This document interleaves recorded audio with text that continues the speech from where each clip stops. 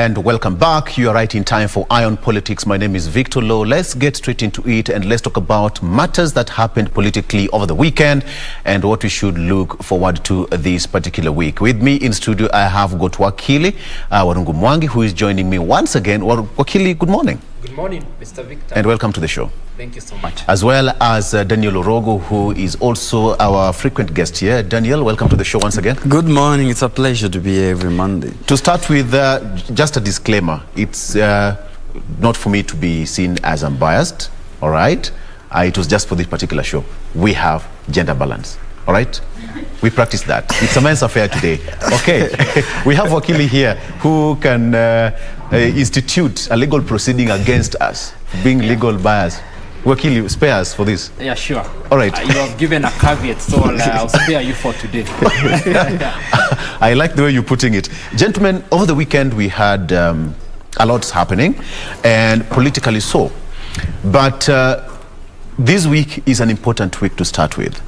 I'm starting with you, Wakili, because on Friday we expect the BBI report to be out.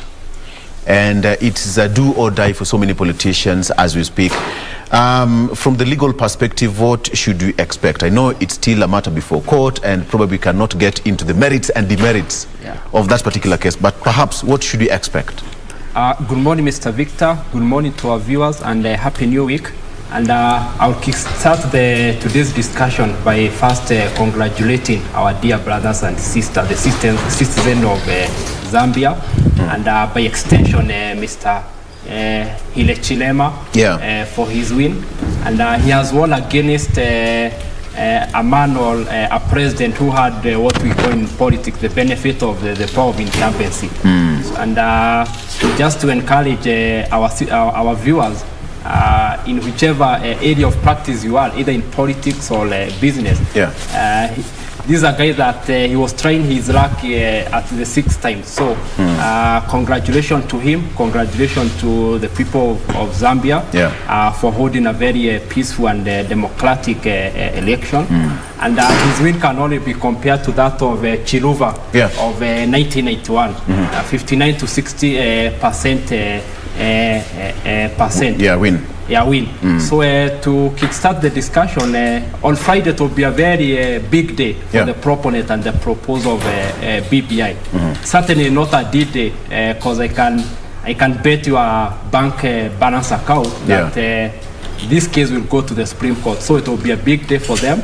Of course, it will raise some political momentum, depending on either way the Court of Appeal will make its ruling.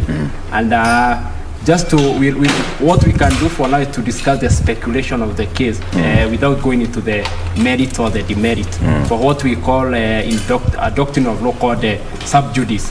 Sub judice means that the matter is now under the judge, so you can't really discuss it.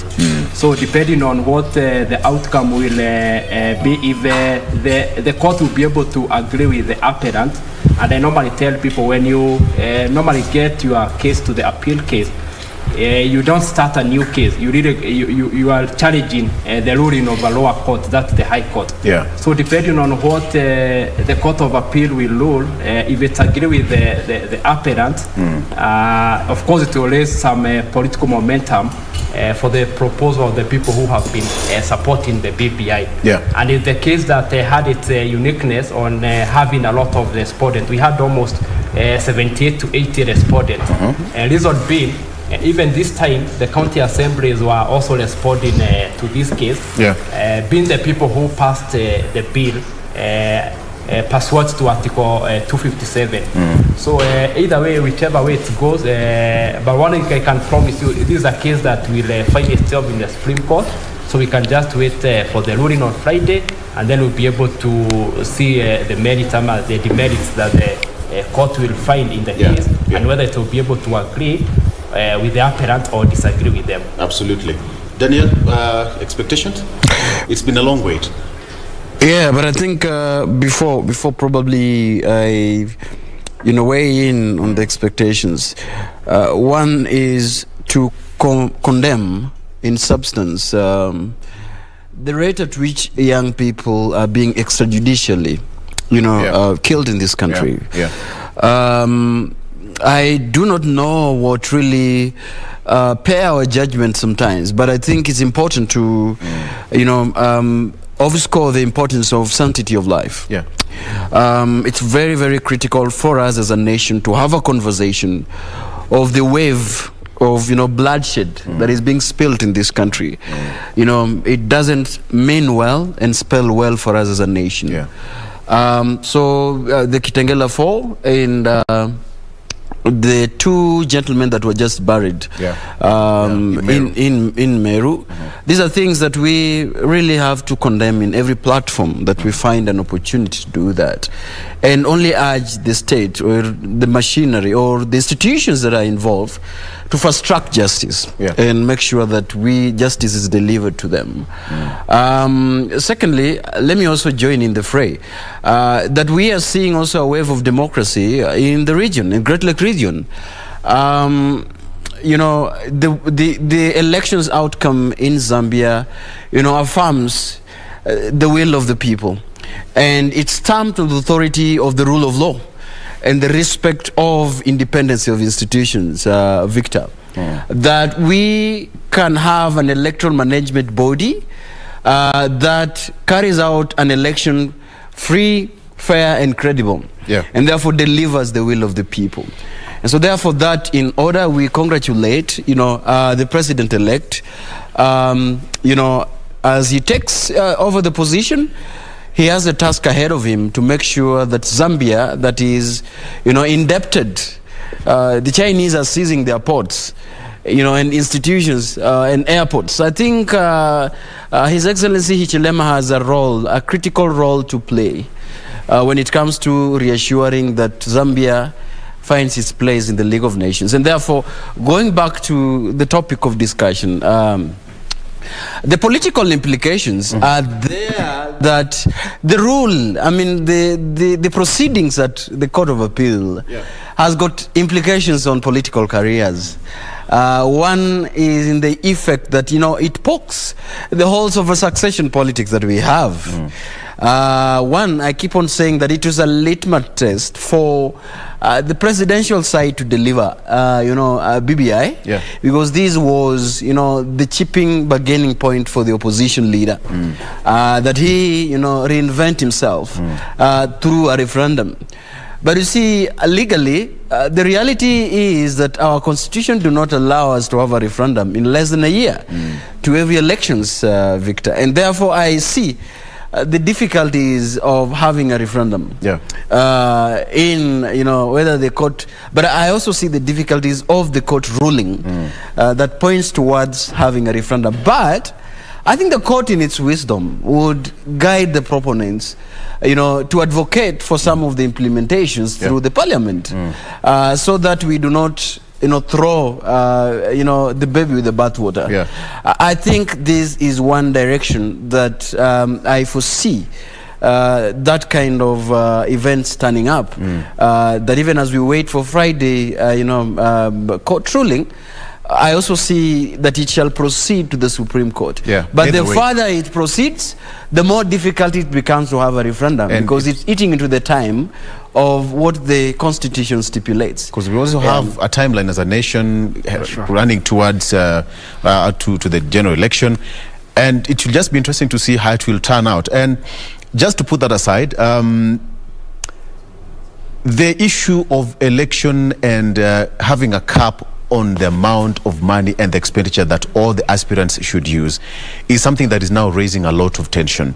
Over the weekend, different organizations, ELOG, we had Transparency International also raised their concern, and a number of organizations saying that they are condemning and they're still pushing for that capping in the election.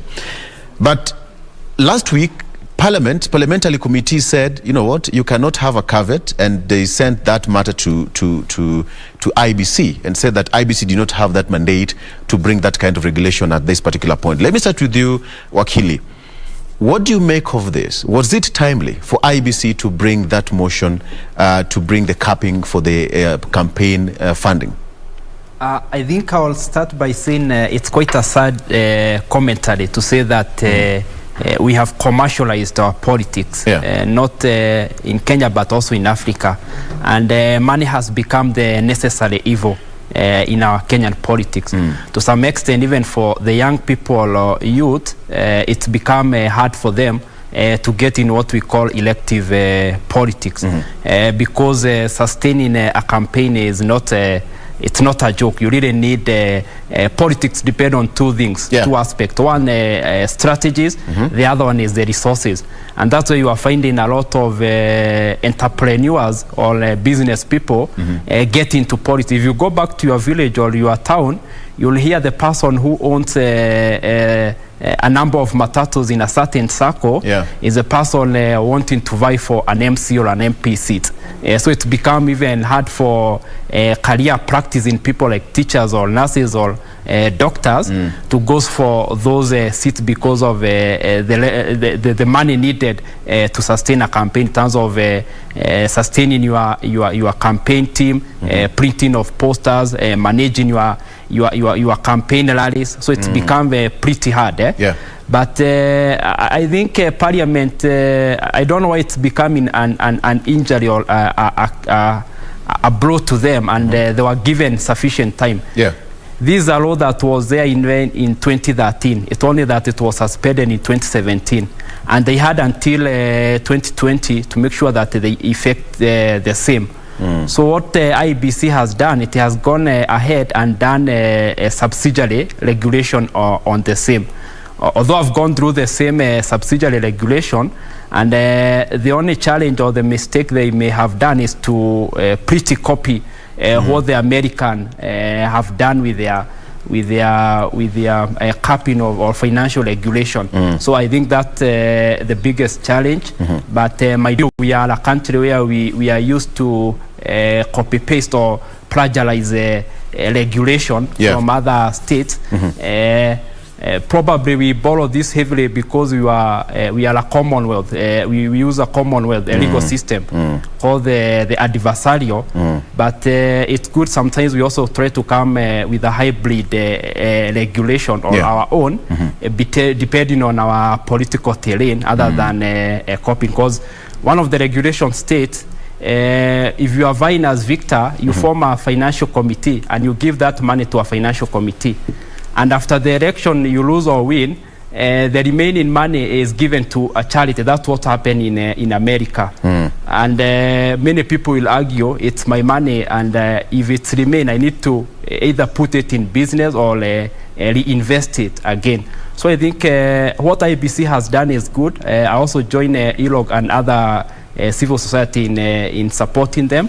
But I think we need also to relook or to restructure what they are done to comply with the terrain or the circumstances of our Kenyan politics. Daniel, what do you make of that? Because IBC Chair Wafula Chebukati, tried to bring this gapping, and sometimes most of the politicians said that they were questioning the timing of that regulation, which was being fronted by IBC, chaired by Wafula Chebukati. What's your take on that? Because politicians, the House Committee said it cannot work at this particular point. And as Wakili said, this is a rule that was put in place way back in 2013. So was it timely to bring it at this particular point? Well, I think reading into what political leaders do is any regulations that are brought right now will be vetted in the lens of an approaching election. And whether it's meant for good, I think there is some degree that we politicize some of these legal provisions. Let me say this, that there is a report by the Westminster for Democracy on the cost of election. And when that report was published, reading through the report, you realize how our elected members of parliament, aspirants, different political aspirants, cross-board, from the president to the member of county assembly, embark on massive spending, and the question was that, one, where do these parliamentarians, the aspirants, get this whole money from? What are the sources? Are there, and if there are sources that are questionable?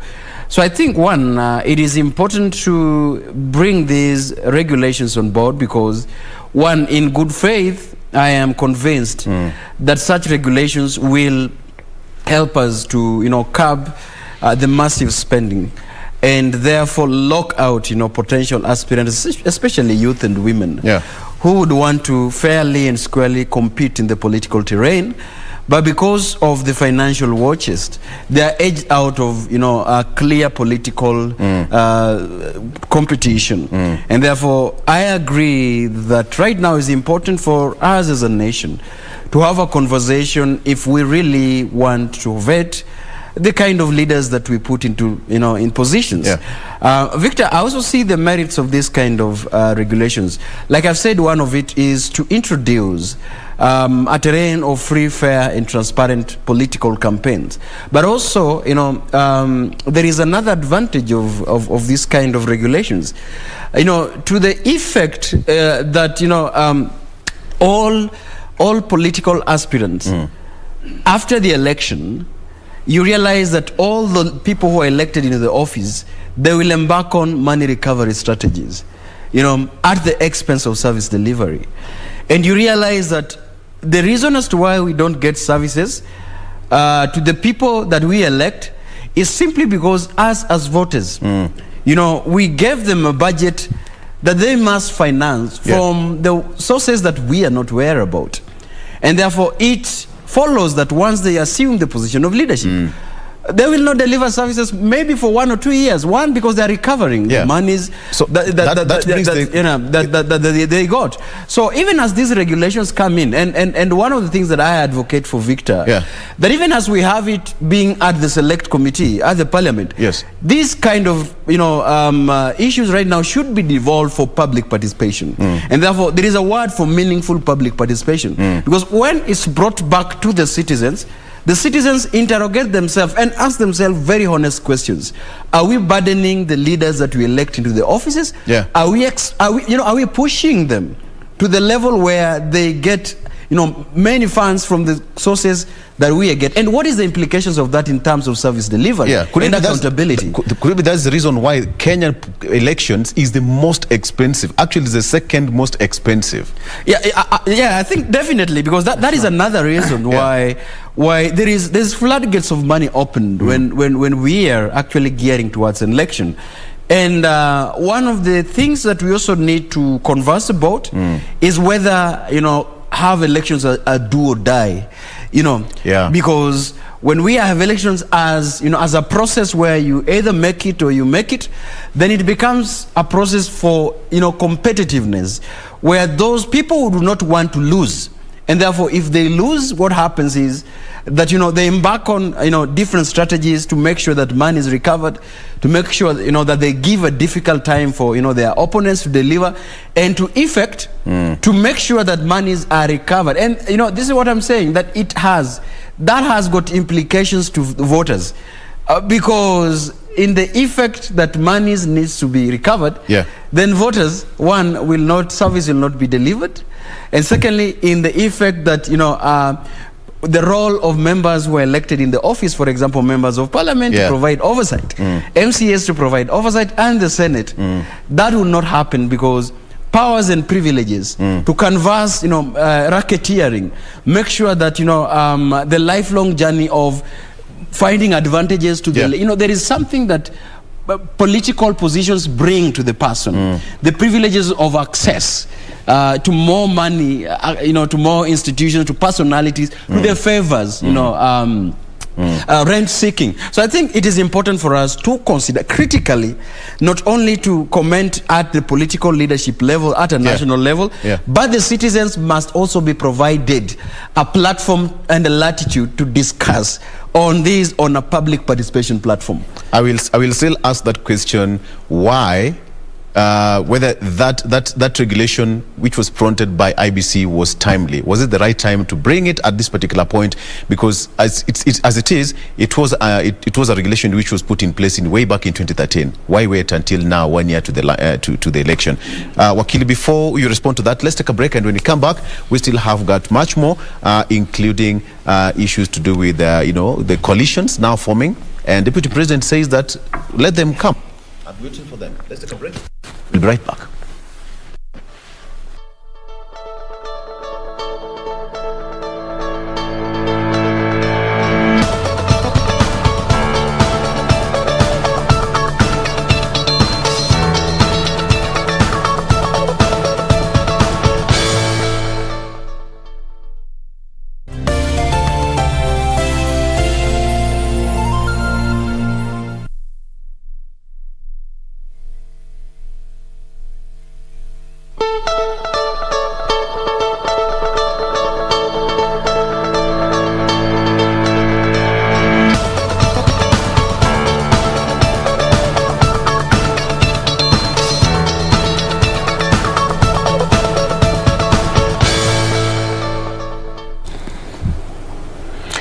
And welcome back. Thank you for still staying with us. The discussion still continues, and we are having that discussion where the politicians and election time, and IEBC, which went before the National Assembly's Committee on Delegated Legislation, declared that the legal notice which was given by IBC was null and void, as it was published without the Parliament approval as required by the Election Campaign Financing Act of 2013. So just to bring you, Wakili, from the legal perspective, I know many civil society organizations will go to court to challenge that decision, which was rendered null and void by the House Committee. Will it see the light of day? I think we'll have to wait and see which side the civil society are in, whether in the support of the regulation or against the regulation. Yeah.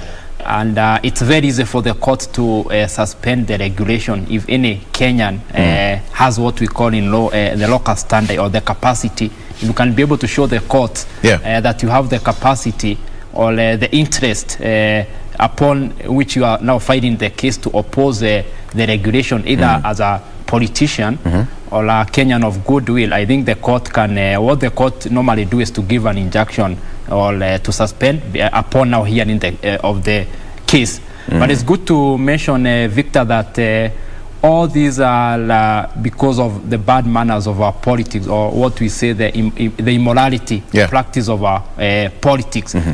For one, when you choose your member of parliament, an MCA or a senator or a women rep, constitutionally he has 3 roles. One, to registrate in what we call legislative drafting, to represent and to oversight. To represent is if there is any issue in your constituency, he can go and raise that issue to the relevant committee. If it's issue to do with the road, do the committee on road. If it's a health issue, to oversight various audit report brought in parliament by various auditor or the auditor general. But when it's done that when you have a small function, when there is a harambe, you still call him and you demand certain contribution. It's bring now the bad manners of our politics from a citizen perspective. And this kind of populism, of populist practice of our politics has led that most of the politicians now to go into now using public money or coming up with a project that we call development corruption in the interest of wanting to recover the resources of the money they used. So I think we also need to change the software of our Kenyan politics, even from the Wanjiko or Ocheng or Kipto perspective, in the way that we conduct our politics. So it's all about us as Kenyans, the electorate. It's all about us as Kenyans. I think we don't need to isolate Kenyans in this one and put our politician we are also stakeholders in Kenyan's politics. And the more you ask for money, remember that your vote will be, a politician will be buying your vote. Yeah. So if a politician gave you 1,000, you do a simple calculation. How many days there are in 5 years? Then you say 1,000 divided by those the number of those days, and you'll have noticed how many 50 cents that that particular politician bought you in a span of that 5 years term. Yeah. Daniel, some of the proposals were like, the capping was supposed to be based on the location, the number of voters, and the square kilometers covered by that politician. Do you really think politicians ready to buy such? Because election in Kenya is one of the most expensive, and perhaps it's that point of every particular person will now have to move out and show the muscle.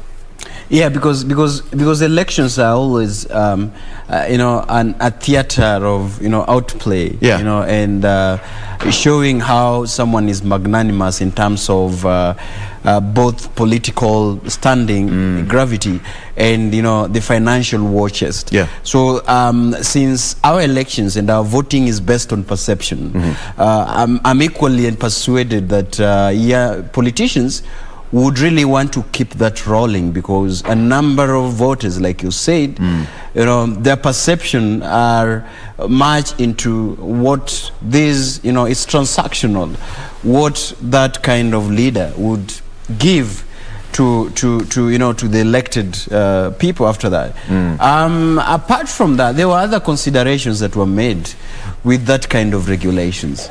Apart from the square kilometers and all that consideration, they're also looking at the cost of transport. Yeah. They're also considering, the number of the media paying the venues and transport, advertisement and all. But you see, this is why again, it is critically important to this one lays squarely on the voting. I like it that however much we would want to point these regulations and discussion taking place at a national level, but it all comes back to ground zero, and that is the citizens of the Republic of Kenya. Why would it not be so easy for a politician and just to sell a manifesto, an idea, he or herself, and tell people who they are in Kenya? No, our politics, especially in Kenya and in Africa at large, is not yet grown to the level where the consumers of information would definitely consume the manifesto and get persuaded that that is enough to vote you in or to vote you out. We are into a political, metamorphosis, and what we have right now is a nation of a growing democracy that is still hell-bent on other factors that are not ideal politics. Besides ethnicity, there is money. Besides money, there is perception, like I've said. And besides that, there is transaction that is being done. And as opposed to, the ideal nature where the voters would want to have a social contract with a leader, because that is what it should be. Politics could be a contract that you have for a span of 5 years with the person that you're electing. And in that contract, therefore, you dictate on the deliverables of what you'd want from an elected leader. But that is far from us as a nation and as Africa, because organizing politics lies on other factors that are not necessarily ideal in what we are currently speaking. But even as we move forward, it could be very critical to put that into consideration, that the projection is that in the coming elections, voters are slowly beginning to understand the catchphrase that choices have consequences.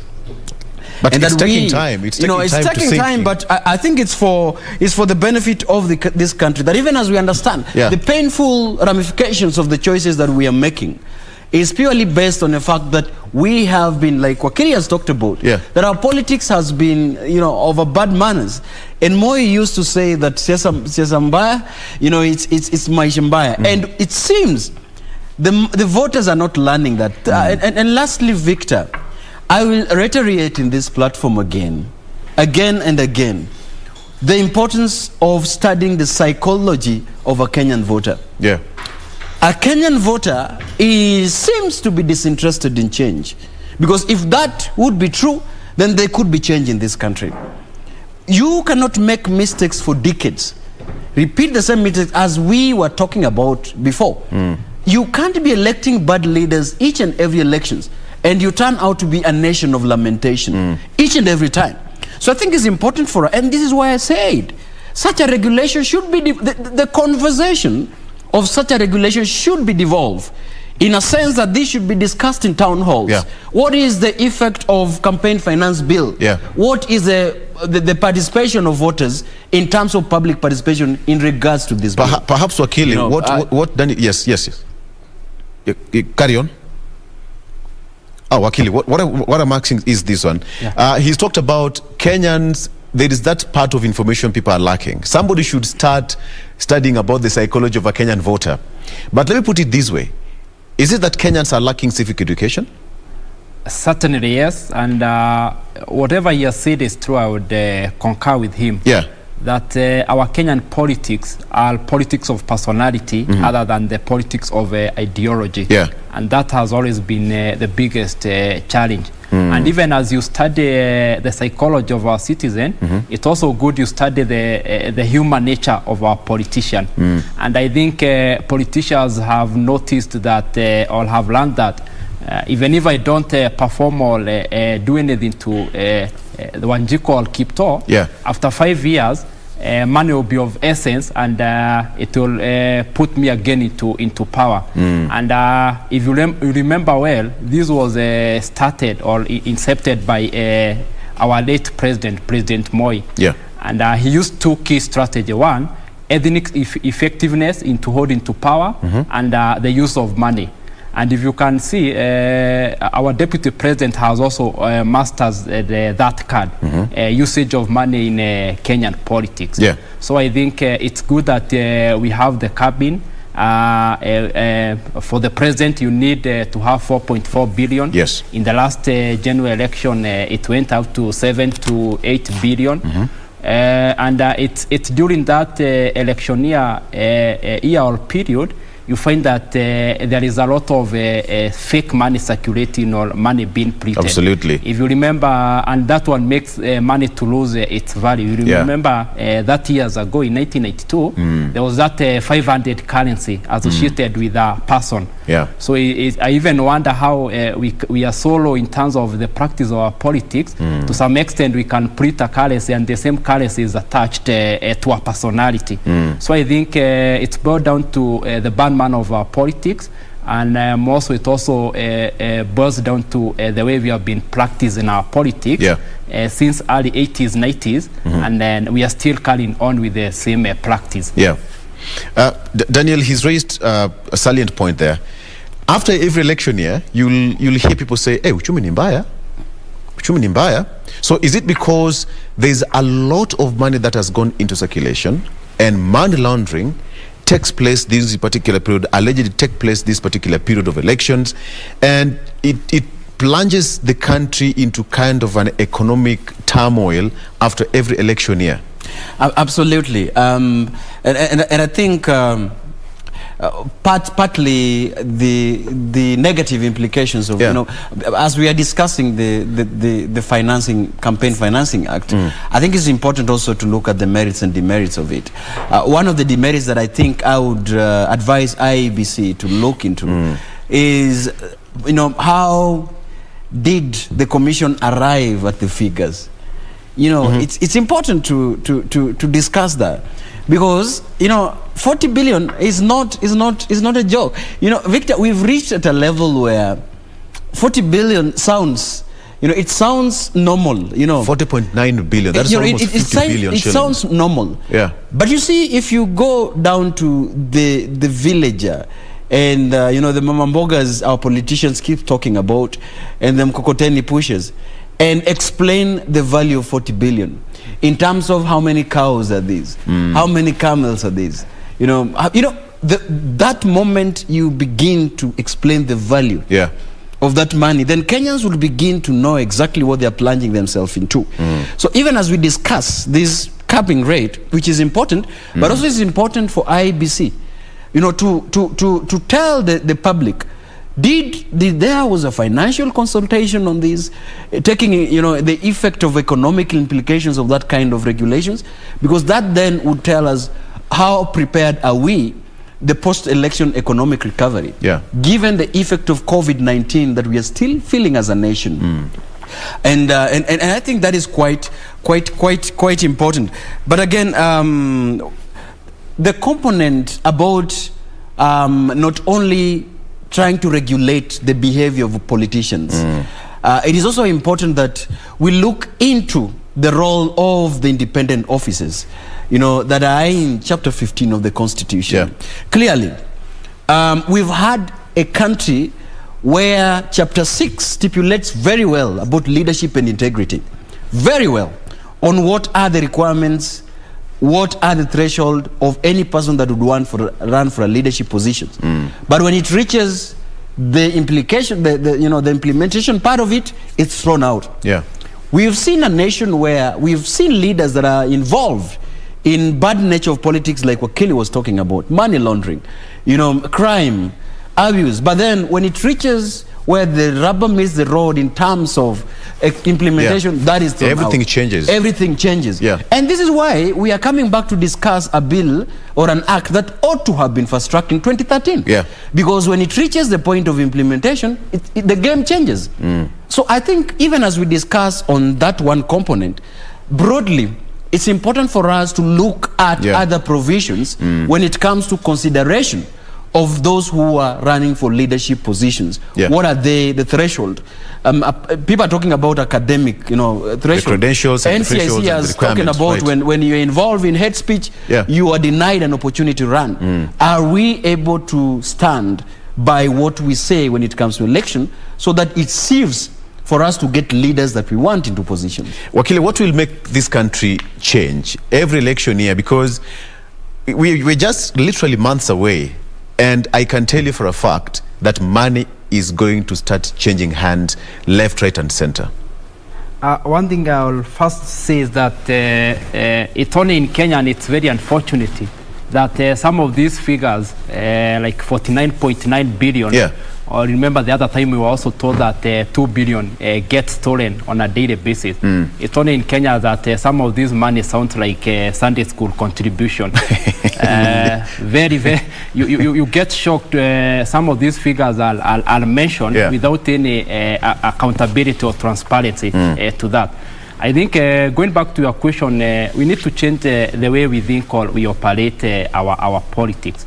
We also need to demystify some of these political seats, and like the presidency, the governorship, and the senatorial, the MP seat. And we make it not a dead or duo. And we make leadership to be real servantship, other than the way we play politics in Kenya. To some extent, someone will go and sell his house in Muthaiga or Karen, or an apartment in South Sea to come and do politics. If he gets elected, he'll make sure that he'll have to recover the apartment, probably worth 200 million, the one he sold in South Sea. So we really need to make sure that we demystify some of these political seats, and we make sure that it's not necessary for you to become an MP or a governor. Like a question is being asked, where will the next or the second term governors go after 2022? And I normally answer this question in a very simple way. This person was, before becoming a governor, was probably a career person, either a lawyer or a doctor. You can go back to the same practice. This person was an entrepreneur. You can go back and open a supermarket or a hardware, depending on what you used to practice. We really don't need to spend a sleepless night thinking where you'll go after you serve your second term. So I think we really need to improve on our politics and make it a bit professional compared to the way it is. Absolutely. Let me just end that at that particular point. Gentlemen, One Kenya Alliance is meeting the proponents and the affiliate parties, they're meeting in Naivasha to draft away and just to come together, and they're going to form a technical committee on how they're going to talk about it. But over the weekend, Deputy President William Ruto said that it's now time for, seminars, committees and meetings and hotel, seminars and what have you, to chart a way forward on how they are going to get a person who is going to face him. My first question is, can Deputy President William Ruto make it alone? Daniel. I have been insisting on the set again, and I will reiterate, as currently it is, no political formations will make it first round to the election and gain that plus 150%. I mean, it is impossible, it is impractical. Why? Because you're seeing the fragmentation that we are having in this country. Politics of kingpinship, a conglomeration of ethnicities and ethnic political parties. It is difficult for any political formation to have it. That's said and done. Sometimes I think in our comments, in our statements, we are double standards. I really do not want to get to, but I think when the DP makes such stinging statements on other leaders, but on the following day he's seen also in Karen holding meetings, and conversation. I mean, it's double standards. So I mean, it's politics, but again, we should reach a level where we also begin to practice what we preach. Well, you don't want to see other people making deals in the boardroom, but you also see trying to have community, community leaders, meetings in Canada. But on One Kenya lands, as I conclude, it is important, and where this will break the camel's back when it comes to this alliance is the choice of president, the flag bearer. And then another storm on their deputy. I think it's important to consider the kind of formations when it's based on one, integrity, is based on seniority, and to the fact that it's also based on experience. Sometimes I really, as formations are taking place, without being biased, I think it's important for the leaders of One Kenya Alliance to be very honest on the discussion. But will it be so easy for them? No, nothing good is easy. I mean, if by now they could have make a choice of a flag bearer, then that could also be questionable. The most important thing about this conversation is, where do you take the experience of Musalia Mudavadi, for all those years, where do you pitch in, the diplomacy of Kalonzo Musyoka and the numbers that is critically behind him? What do you do with the former premier? Do you have to invite him over? Or does he have to come as an equal? Because this is what they have been saying. That it's important to consider the former premier to come on board as an equal partner and avoid being seen as a bully and as a big brother.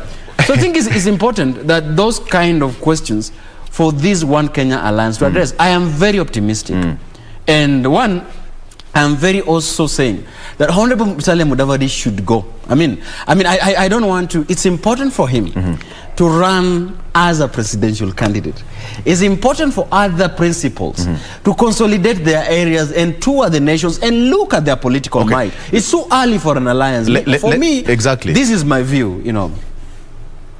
That is my view about it. Elections in 2013, in 2002, the winning coalition was formed barely 6 months from election, and things changed. Let me ask you, why do you think Honorable Raila Odinga, Wakili, why do you think Honorable Raila Odinga is so quiet on this alliance, the One Kenya Alliance? He's not saying anything. But remember, when NASA was disintegrating, they said that, we are still open to, to conversation. We can still come and talk and what have you. But to this particular point, we have never seen any form of, connection between him and the One Kenya Alliance. Let me first state that for the deputy president, being a slow scientist, I think he needs to read the 48 laws of power, and more so a zero to a law that states that you should always appear weak when you are strong and appear strong when you are weak.